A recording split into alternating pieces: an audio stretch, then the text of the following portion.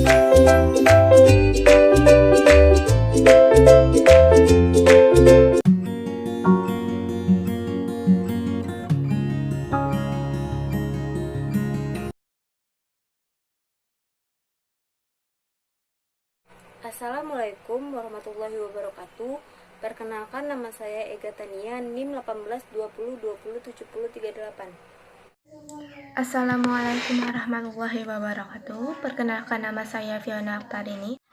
Perkenalkan, saya Tia Mutiara dari kelas Pendidikan Biologi 2. Baiklah, saya akan menjelaskan apa sih yang dimaksud dengan selaput ekstra embrio itu.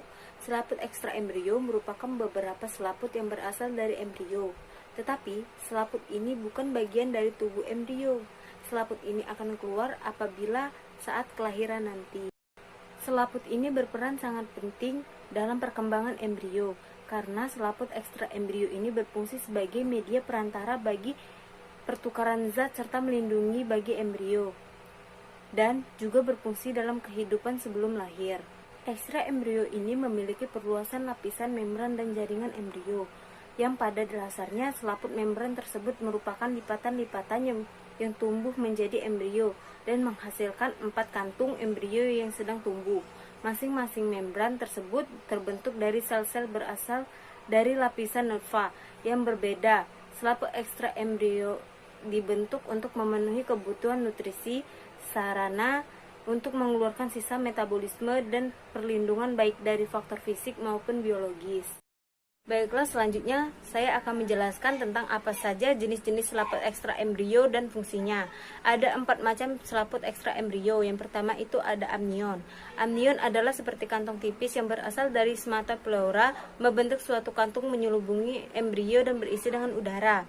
Fungsi dari amnion ini adalah tempat memungkinkan pergerakan tungkai dan tubuh embrio dan berisi cairan amnion yang berasal dari ginjal fetus, kelenjar mulut, dan pernapasan. Dan yang kedua itu ada karion dan serosa. Karion dan serosa adalah selaput ekstra embrio yang paling luar dan berbatas dengan cangkang atau jaringan induk. Jadi merupakan tempat pertukaran antar embrio dan lingkungan sekitar. Pada hewan-hewan ovipar, karion berfungsi untuk pertukaran gas bagi respirasi. Sedangkan pada mamalia, karion tidak hanya berperan sebagai pembungkus respirasi, tetapi juga dalam nutrisi, ekskresi, dan sintesis hormon. Baiklah, yang ketiga itu adalah allantois. Allantois merupakan suatu kantung yang berbentuk sebagai suatu evagansi dari berbagai ventral usus belakang pada tahap awal. Fungsi utamanya adalah sebagai tempat pengampungan dan penyimpanan urin dan sebagai organ pertukaran gas antar embrio dan lingkungan luarnya. Baiklah, yang keempat itu ada kantung York. Kantung York adalah suatu selaput splanopleura sangat erat fungsinya dalam nutrisi pada embrio kelompok aves dan reptil yang mempunyai kantong York sangat banyak. Walaupun telur-telur mamalia tidak mempunyai York, kantung York masih dipertahankan dan digunakan untuk fungsi vital yang lain. Dan di sini bisa kita lihat gambar dari jenis selaput ekstra embrio. Ada amnion, ada karion, ada kantong York, dan ada allantois. Saya akan melanjutkan materi dari saudari Ega yang berjudul proses pembentukan ekstra embryonal. Yang pertama, pembentukan selaput ekstra embryonal pada Pisces dan amfibi. Yang pertama, membran embrional pada Pisces dan amfibi hanya berupa kantung kuning telur dan membran vitellin. Hal ini dikarenakan proses embryogenesis pada Pisces dan amfibi lebih cepat dibandingkan reptil, aves, dan mamalia. Yang kedua, pembentukan ekstra embryonal pada aves dan reptil. Pada tahap pembentukan selaput ekstra embryonal dan aves dan reptil ada 5 tahap, yaitu yang pertama kantung kuning telur. Kantung kuning telur adalah selaput ekstra embryonal yang dibentuk paling awal. Yang kedua, kantung amnion. Amnion adalah selaput embryonal yang berlangsung membungkus embrio, berupa kantung tipis yang berisi cairan amnion dan embrio dapat bebas bergerak di dalamnya. Yang ketiga, albumin.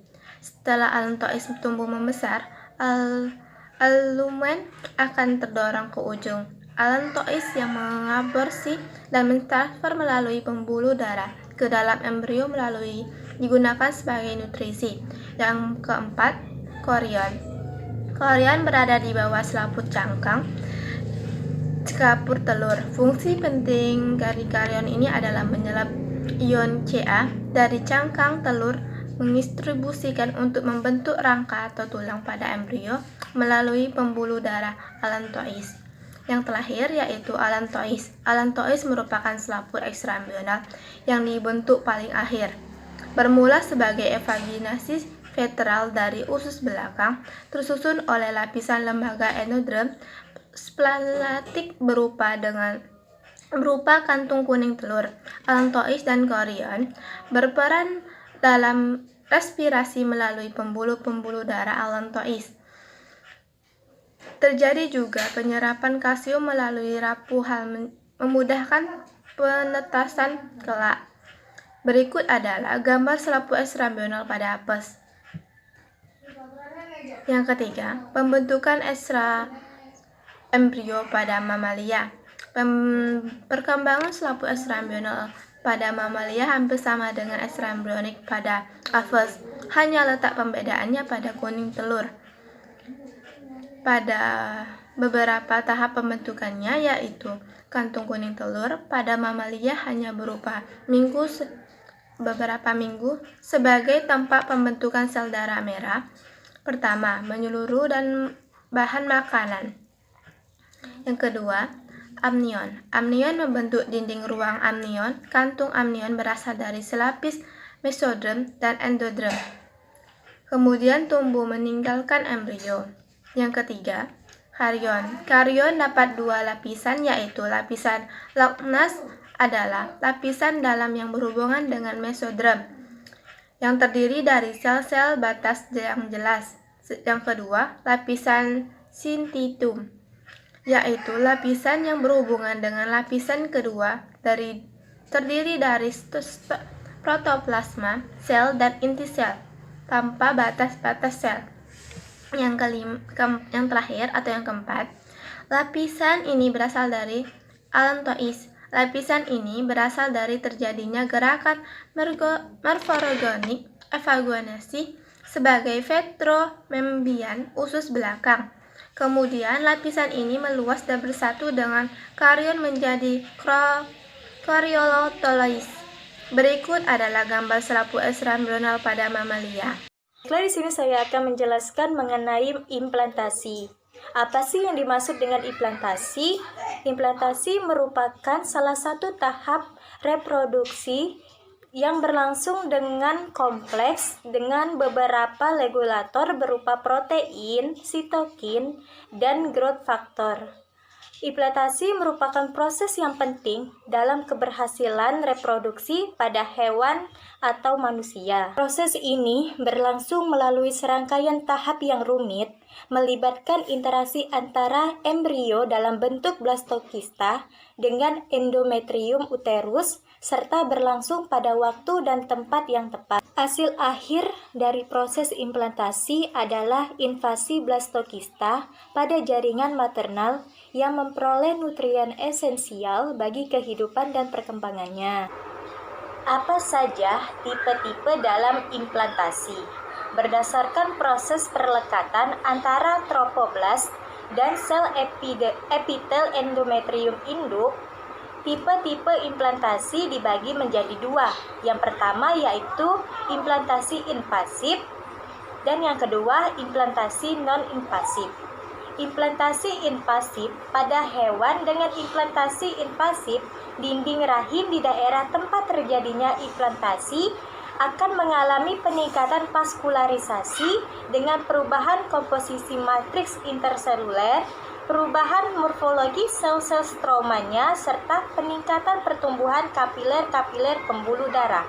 Reaksi ini dikenal sebagai reaksi desidualisasi primer. Selanjutnya yaitu implantasi non-invasif. Pada hewan, nutrisi selama proses implantasi disediakan oleh sekresi kelenjar uterus atau susu uterus. Dengan perlekatan yang terjadi lebih lambat dan pertambahan ukuran blastosis, dalam hal ini trofoblastnya relatif besar, memungkinkan peningkatan luas permukaan untuk pertukaran metabolit dengan susu uterus terjadi. Berdasarkan kedalaman proses implantasi dapat dibedakan atas 3 tipe, yaitu pertama, implantasi interstitial atau profundal, terjadi pada hewan-hewan dengan proses implantasi secara invasif.